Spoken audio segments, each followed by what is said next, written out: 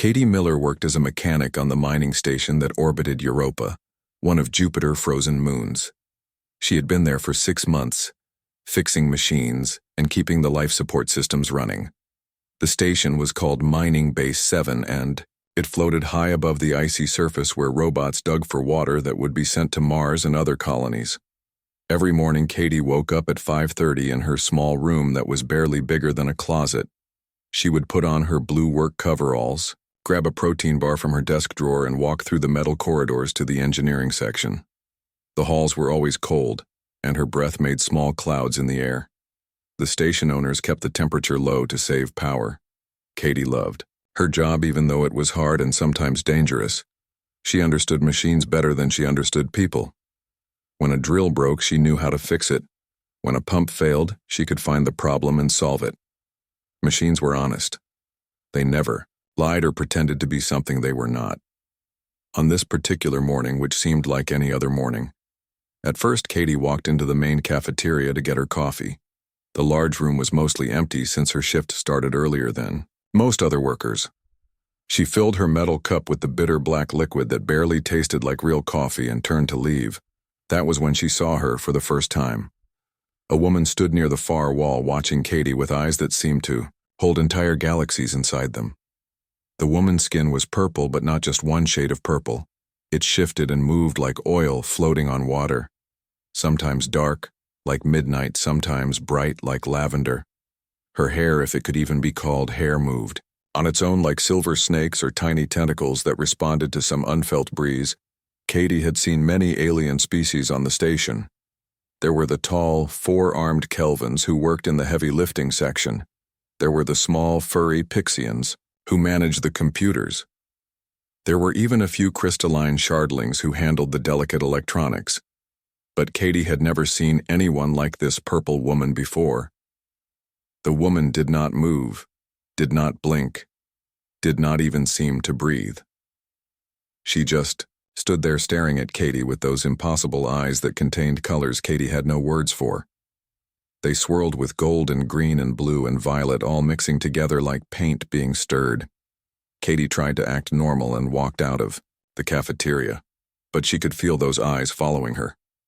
The feeling made her skin crawl like insects were walking up her spine. She almost dropped her coffee twice on the way to the engineering deck and had to stop to steady her hands. The morning shift started badly.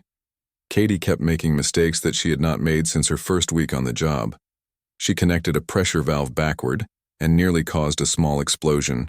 She forgot to check the temperature readings on the main reactor. She dropped her favorite wrench down a maintenance shaft and had to spend 20 minutes retrieving it. When lunchtime came, Katie sat with her friend Lisa, who worked in the same section. Lisa was telling a funny story about something that happened with the gravity generator in Section 4, but Katie was not paying attention. She kept looking around the cafeteria, and there she was again. The purple woman sat 3 tables away, still staring. Her food tray sat untouched in front of her, and Katie noticed she had taken human food even though most aliens needed special diets. The woman had not moved from her position and her eyes never left Katie. Face Lisa noticed Katie was distracted and followed where she was looking. "Oh, you have an admirer," she said with a laugh. "That new worker has been watching you all through lunch. Do you know who she is?" Katie asked, trying to sound like she did not care. Lisa shook her head. "She arrived yesterday on the supply ship from Mars. I heard she is a Zelani, from the Outer Rim systems. They joined the Federation about 50 years ago. Supposed to be amazing warriors, but also really weird about social interaction. Maybe she thinks you are cute."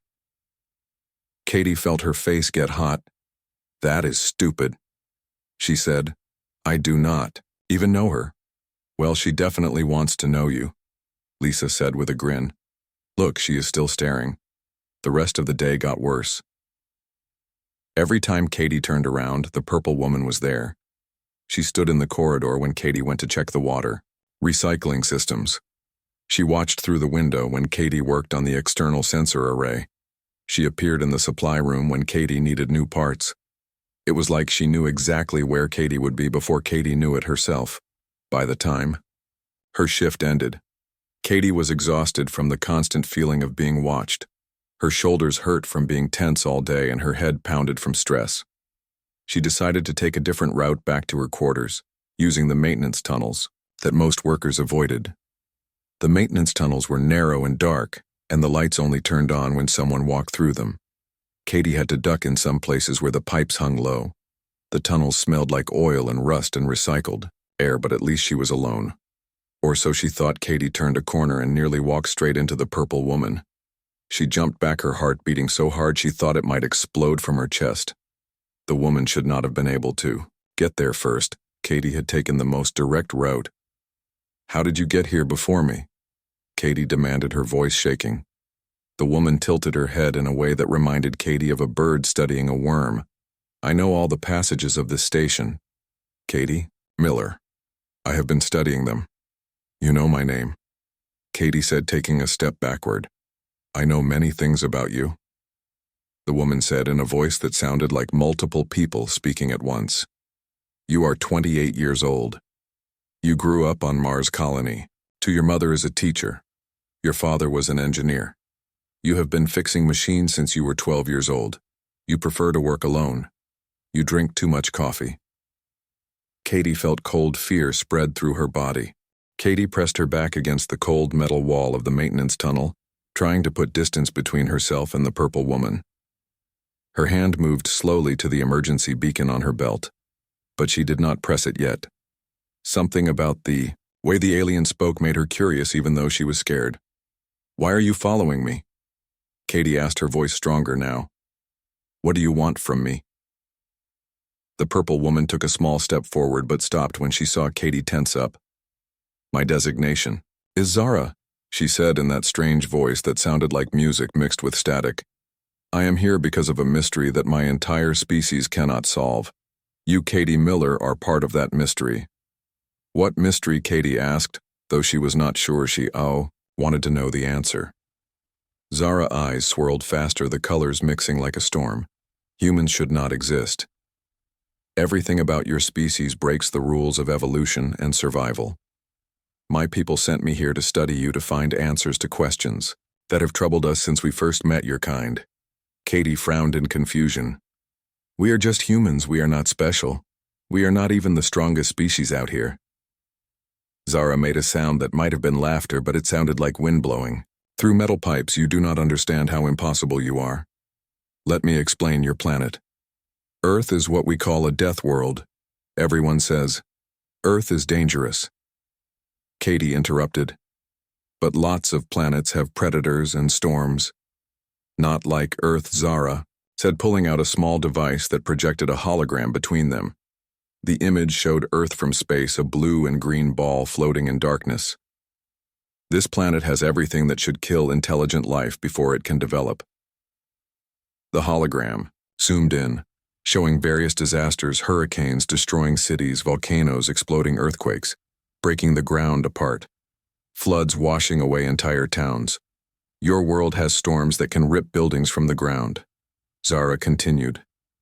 "It has temperatures that go from freezing to burning in the same day. It has invisible radiation from your sun that causes cancer. It has tiny organisms that invade your body and kill you from the inside. It has gravity so strong that falling from just twice your height can break your bones." Katie watched the images change, showing different threats. She had learned about these things in school, but had never thought of them as special. Everyone dealt with danger that was just life. But humans did not just survive. "Zara," said, her voice getting louder with excitement. "You conquered this death world. You took the monsters that hunted you and made them into pets.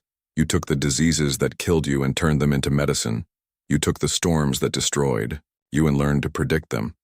The hologram changed to show early humans learning to make fire-building tools, creating weapons, working together to hunt bigger animals. "In just 200,000 years," Zara continued, "your species went from living in caves to flying to other planets. My species took 3 million years to achieve what you did in 200,000. The Kelvan took 5 million years. But humans, you treat impossible challenges like they are games to be won." Katie watched the hologram show human cities growing larger, rockets launching into space colonies spreading across Mars and the moons of Jupiter. It was strange to see human history through alien eyes. But none of that is the real mystery, Zara said, turning off the hologram. The real mystery happened 5 years ago when my people made the greatest mistake in our history. Katie knew what Zara was talking about. The Zelani attack on Mars colony. 3 had been big news. Everyone had been scared that it would start a war, but then something unexpected happened. We are warriors. Katie Miller. Zara said, moving to lean against the opposite wall. We had conquered 12 star systems before we met humans. We had never lost a battle. We thought your Mars colony would be easy to defeat. But you lost, Katie said, remembering the news reports. Zara nodded slowly. We brought our best weapons and soldiers. We outnumbered the colonists 10 to 1. We had plasma cannons and war machines. They had mining equipment and basic weapons. We expected to win in hours. So what happened? Katie asked, genuinely curious now. She had heard different stories, but never from someone who was actually there. Your colonists fought like demons, Zara said with something like respect in her voice. They used mining lasers as weapons. They dropped cargo containers from orbit as bombs. They put children barely old enough to walk in control of construction drones and turned them into fighters. Katie smiled despite herself. That sounds like Mars colonists. They do not give up easily. But that is still not the mystery, Zara continued. When we retreated in defeat, we expected your people to attack us back. We had shown weakness, and in the galaxy, the weak are destroyed. We prepared for war. We waited for your ships to come, but they never came. Katie said. No, they did not. Zara's voice was full of confusion. Instead, 1 week later, your colony sent us a message asking if we wanted to trade. They said fighting was bad for business. They offered to sell us water and minerals. Katie laughed. She could not help it. That definitely sounds like Mars colonists. Why fight when you can make money instead? Zara stared at her with those swirling eyes. That response, that is what my people cannot understand. You had every right to destroy us. You had proven you could fight us and win. Other species would have gathered allies and attacked while we were weak. But humans chose trade instead of war. Well, yeah, Katie said, as if explaining something to a child. If we destroyed you, we would get nothing. But if we trade with you, both sides benefit. That is just basic economics. You say it so simply, Zara said, shaking her head. But do you realize that no other species in galactic history has ever done this before? When the Kelvin were attacked by the Ricks, they fought for 100 years until the Ricks were extinct. When the Shardlings were invaded by the Mora, they destroyed 3 planets, getting revenge. Katie thought about it for a moment. Humans used to be like that too, she admitted. We had wars that lasted decades on Earth, but we learned that winning a war is expensive and trading with former enemies is profitable. How can you trust enemies to become friends? Zara asked. It makes no tactical sense, Katie shrugged. We do not trust them at first. We watch them carefully, but over time, if they prove themselves trustworthy, we give them chances. My grandfather fought against the Chinese Federation when he was young. Now my best friend from Mars is Chinese. People change sides. Change, everything changes, so why hold grudges? Zara was quiet for a long time, studying Katie's face. Then she asked, do you want to know what my mission really is? Katie nodded, though she felt nervous again. I am supposed to find human weaknesses, Zara admitted. My government thinks you are too dangerous to leave alone. They want me to discover what can defeat you. Katie felt her stomach drop when Zara admitted her real mission. She took a deep breath and forced herself to stay calm, even though her mind was racing. If Zara was here to find ways to hurt humans, should Katie call security? Should she run? Should she fight? But you just told me your mission, Katie said slowly. That seems like a bad spy technique. Zara made that wind chime sound again. I am not a good spy. I am a scientist who was forced into this role by my government. They chose me because I speak your language and understand your technology. But I have been watching you for 3 days and I am more confused than when I started. Why are you confused? Katie asked, relaxing slightly. If Zara was really dangerous, she probably would not be talking like this. Because every weakness I find is also a strength. Zara explained. Your bodies are fragile compared to many species. You need water every few days or you die. You need food constantly. You sleep for 8 hours. Every day completely, defenseless. You can die from a small cut if it gets infected.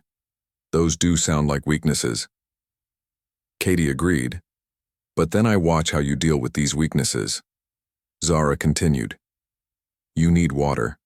So you build incredible systems to find and transport it across entire planets. You need food, so you learn to grow it in space stations and on dead moons. You sleep, so you work in shifts and trust each other to take turns protecting the group. You can die from infection, so you developed medicine that my species is now desperate to buy. Katie had never thought about human limitations this way before. We just solve problems as they come up. She said, exactly. Zara's eyes swirled with excitement. Every problem becomes an opportunity for you to innovate. My species is stronger than yours physically. We can go weeks without water or food. We do not need sleep for months at a time. We are immune to most diseases. That sounds pretty convenient, Katie said. You would think so. Zara agreed. But because we never face these challenges, we never develop solutions. We never learned to work in shifts because we do not need sleep. So our productivity is actually lower than yours. We never developed advanced medicine because we rarely get sick. We never learned to preserve and transport food efficiently because we can survive without it. Katie found herself getting interested in the conversation despite the strange situation. So you are saying our weaknesses made us stronger, more than that? Zara said, moving closer. Your weaknesses made you creative. My people solve problems with force because we are strong. Humans solve problems with intelligence because you had no other choice. Zara pulled out her device again and showed Katie another hologram. This one displayed various human inventions throughout history, from simple tools to complex spacecraft.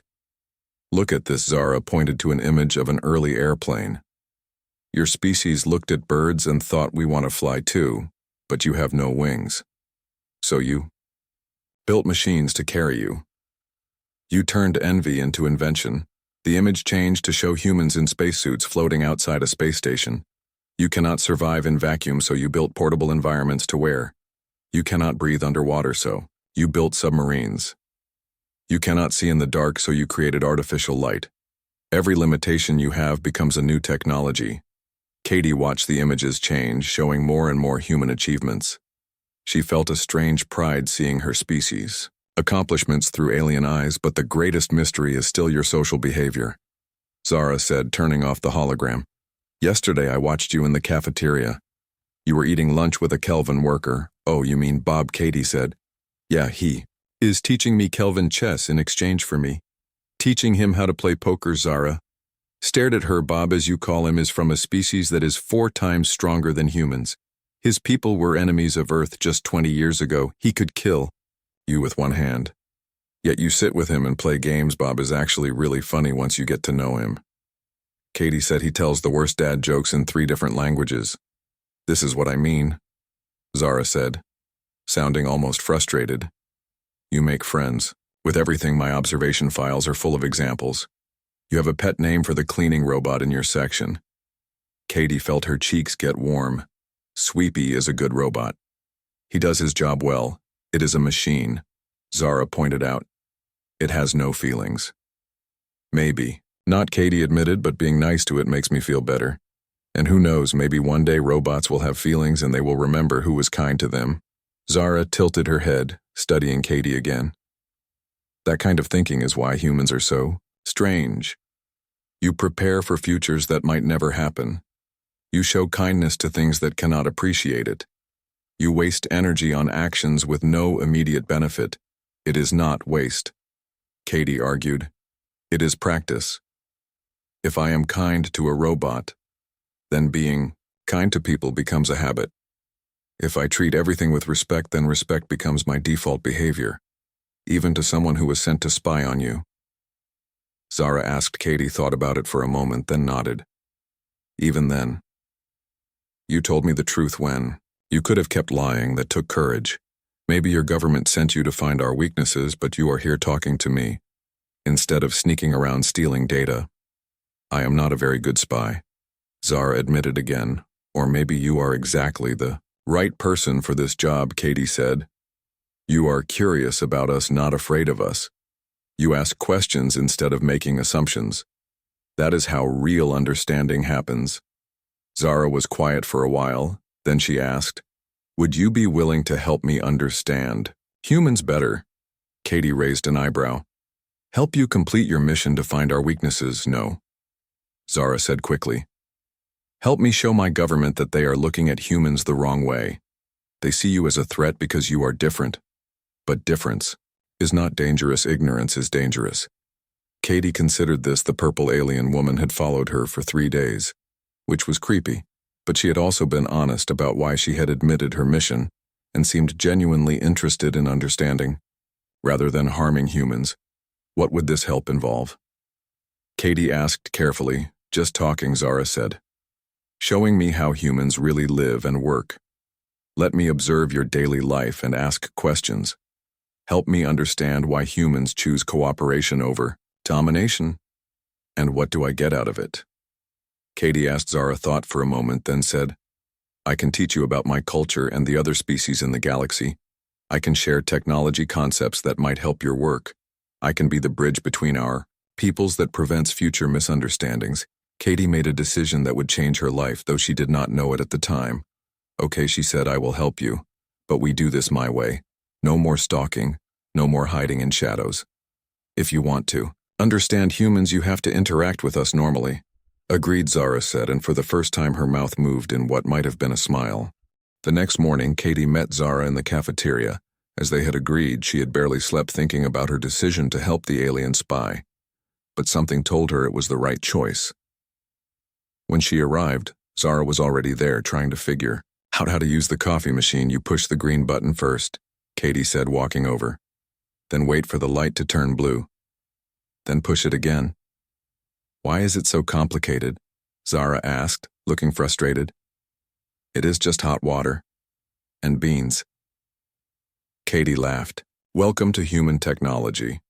We make everything harder than it needs to be, then write instruction manuals that nobody reads. Here, let me show you. Katie made 2 cups of coffee and handed one to Zara, who sniffed it carefully, then took a small sip.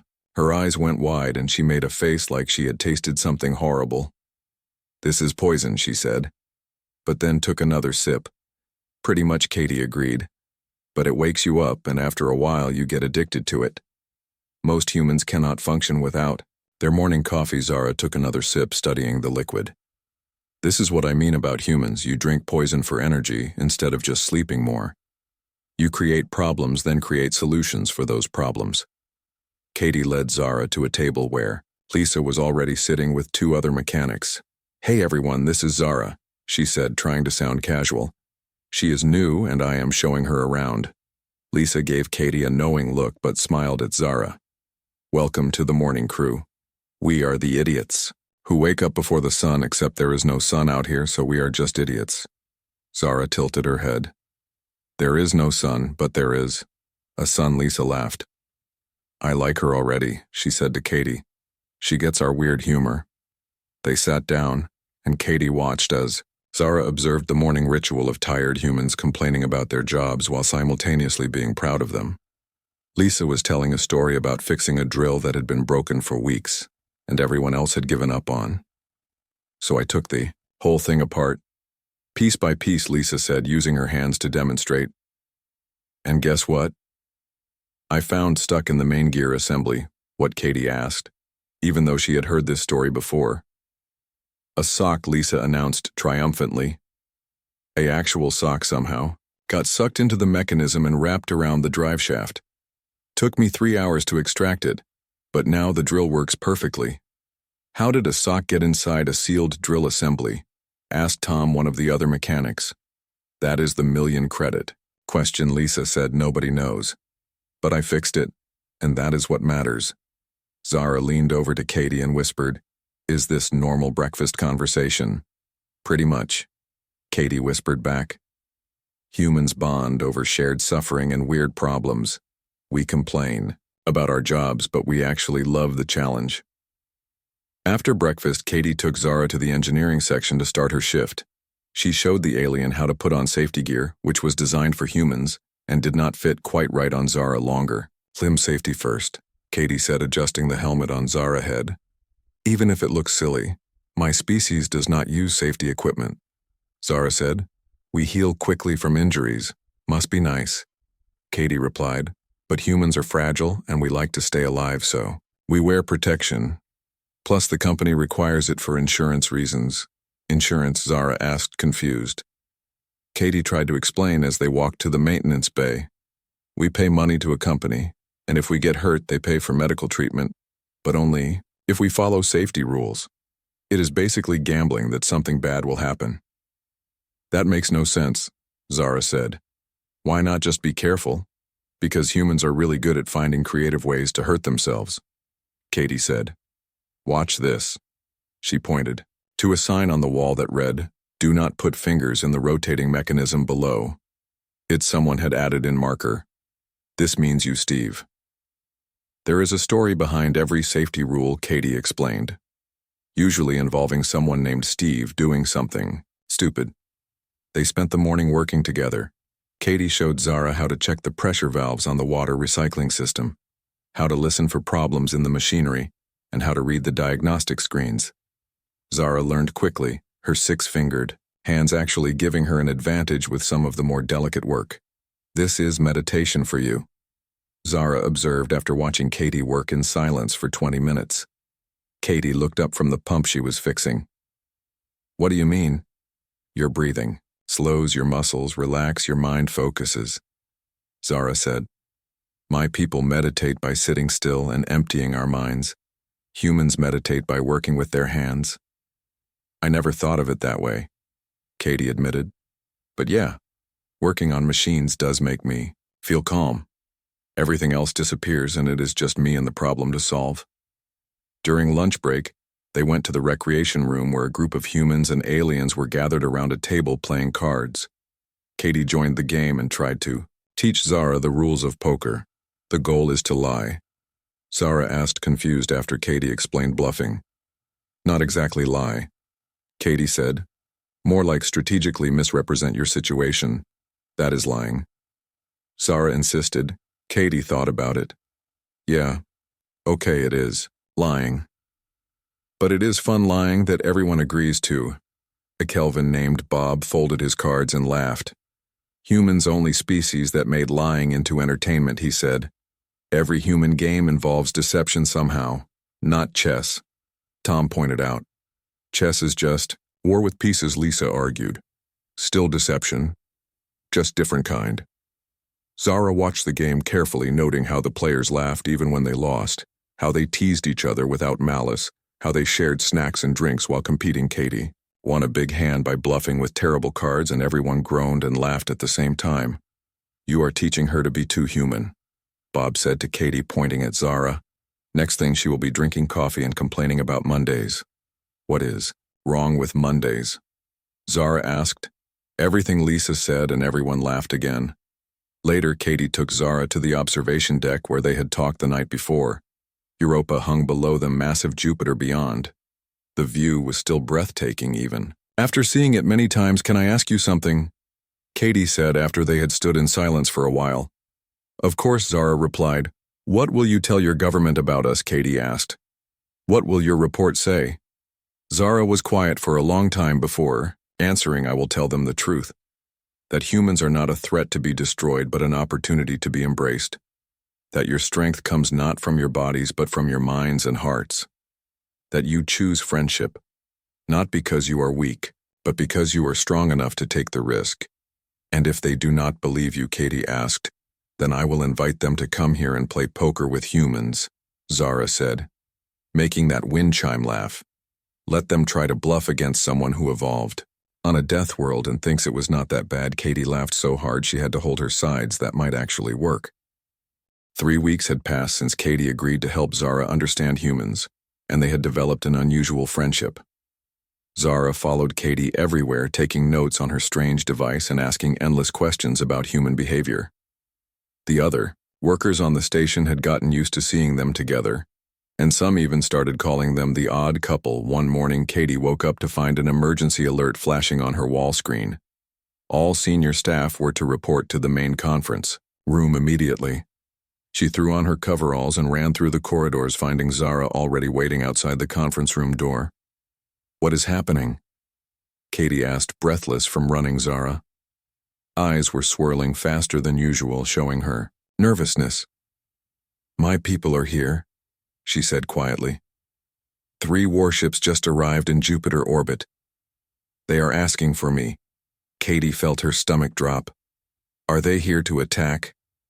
"I do not know," Zara admitted. "They were not supposed to come for another month. I have not sent my final report yet." Before Katie could respond, the door opened and Station Commander Lopez called everyone inside. The conference room was packed with nervous humans and aliens all talking at once. On the main screen, 3 large, purple ships floated menacingly near Jupiter. "Everyone quiet," Lopez commanded, then turned to Zara. "They are asking for you specifically. They say you have 1 hour to report to them, or they will consider it an act of aggression." Katie stood up without thinking. "I am going with her," she said. "Absolutely not," Lopez replied. "It is too dangerous." Katie looked at Zara, then back at the commander. "She is my friend, and she has been honest with us this whole time. If they want to know about humans, they should meet a human." "That is not your decision to make," Lopez started, but Zara interrupted. "Actually, it would help my case," she said. "If I bring a human with me, it shows that we can work together peacefully." Lopez looked around the room at all the worried faces, then sighed. "Fine, Miller. You can go, but you wear a full communication rig and we monitor everything. If something goes wrong, we need to know immediately." An hour later, Katie found herself in a small shuttle with Zara flying toward the largest purple warship. She had never been this far from the station before, and the size of the ship growing larger in the window made her hands shake. "Are you afraid?" Zara asked. Terrified, Katie admitted. "But my dad always said, courage is not about not being afraid. It is about doing what needs to be done despite the fear." "Your father sounds wise," Zara said. "He was," Katie replied, thinking of him back on Mars. "He died 2 years ago in a mining accident, but he taught me everything important."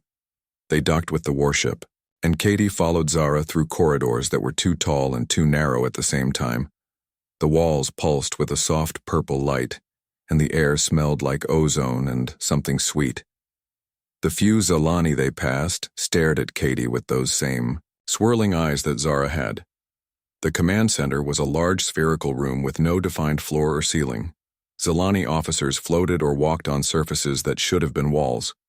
Katie grabbed onto Zara's arm to keep from falling over as her sense of direction got confused. High Commander Thex floated down to meet them, or maybe up, Katie could not tell anymore. He was taller than Zara, with skin that was almost black-purple, and eyes that moved so fast they made Katie dizzy. "So this is a human," he said in a voice like grinding metal. "Such a small, fragile thing, yet they defeated our best warriors." Katie made herself stand straighter, even though she wanted to run. "She is not a thing," she said, surprised by how steady her voice sounded. "She has a name." Katie Miller, senior mechanic of Mining Station 7 Thex, made a sound that might have been surprise or amusement. "It speaks back without fear, even surrounded by those who could destroy it." Interesting, Katie decided to take a risk that would either save or doom them all. "Actually, we are usually more polite to guests," she said.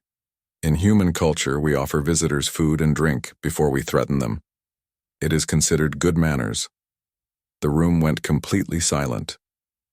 Every Zalani turned to stare at Katie, and she wondered if she had just signed her own death warrant. Then Thex made that grinding sound again, and she realized he was laughing. "You brought me a human comedian, Zara," he said. "This was not in your preliminary reports." "She is not a comedian," Zara replied. "She is completely serious. Humans really do offer food before threats. They believe civilization starts with hospitality." Thex floated closer to Katie, studying her with those swirling eyes. "Tell me, Katie Miller, why should my people not destroy yours before you become too powerful?" Katie thought carefully before answering. Because you would lose more than you would gain.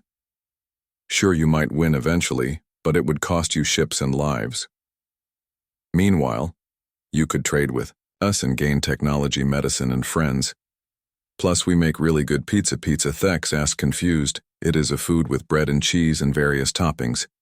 Katie explained. Humans are excellent at making food from simple ingredients. We could teach you. You would share your food knowledge with species that tried to conquer you. Thex sounded genuinely puzzled. Katie nodded. Why not? Food brings people together. Every human culture shares meals to build relationships. We have a saying, the family that eats together stays together. Thex turned to Zara. Is this true? Zara pulled out her device and showed a holographic recording. It was from last week, showing Katie teaching 3 Kelvin workers and 2 Pixians how to make sandwiches. Everyone was laughing as they tried to figure out how to hold human utensils with their different appendages. They spend significant time teaching others their customs. Zara explained, not to convert them, but simply to share. Even their entertainment involves bringing different species together. Thex studied the recording, then looked at Katie again. Your species confuses me.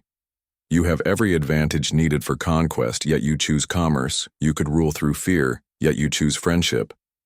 Katie shrugged. That is because ruling through fear is exhausting. You have to constantly watch for betrayal and rebellion. But if people like you, they work with you willingly. Much less stressful and more profitable in the long run. The commander floated in silence for a moment, then asked, would your station really trade with us? After we threatened you? Katie grinned. Of course, but our prices just went up 10% for the inconvenience. This time, multiple Zilani made the grinding laugh sound. Thex moved back to what Katie thought was probably the ceiling. They use economic punishment instead of violence. How unexpectedly civilized. He turned to address the other officers. The human experiment is more successful than we anticipated. They have turned survival into profit, weakness into innovation, and enemies into customers. We will recommend to the High Council that we pursue trade agreements rather than conquest. Katie felt relief wash over her but tried not to show it. Great, she said, pulling out her tablet. I happen to have a standard trade agreement template right here. We can start with water rights and mineral exchanges. You came prepared for this. Thex observed. Katie smiled. My mom always said hope for the best, but prepare for everything. That is how humans survive. We prepare for every possible outcome, then usually wing it when something completely different happens. As they began discussing trade terms, Katie caught Zara's eye. The alien woman was making an expression that Katie had learned, was her version of a smile. They had done it together. They had turned a potential invasion into a business meeting. Later, as they flew back to the station, Zara said, your people are going to change the galaxy, you know? Katie looked out at Jupiter, glowing. In the darkness, maybe, she said. But hopefully we will change it for the better. That is the most human thing you have said yet. Zara replied. Hope, despite evidence. Katie laughed. Sometimes hope is all we have, so we might as well use it. They docked with the station to find the entire population waiting for them in the landing bay. When they walked out alive and unharmed, everyone started cheering. Katie found herself lifted onto Bob the Kelvin's shoulders, while people shouted questions. Later that night, in the quiet of the observation deck, Katie and Zara watched the purple warships leave Jupiter orbit, heading back to their home space. Thank you, Zara said quietly, for trusting me when you had no reason to. Katie smiled. That is what humans do. Best we take stupid risks that sometimes work out. Zara made her wind chime laugh. I am beginning to think they are not stupid at all, but the smartest things you do. Katie raised her coffee mug in a toast.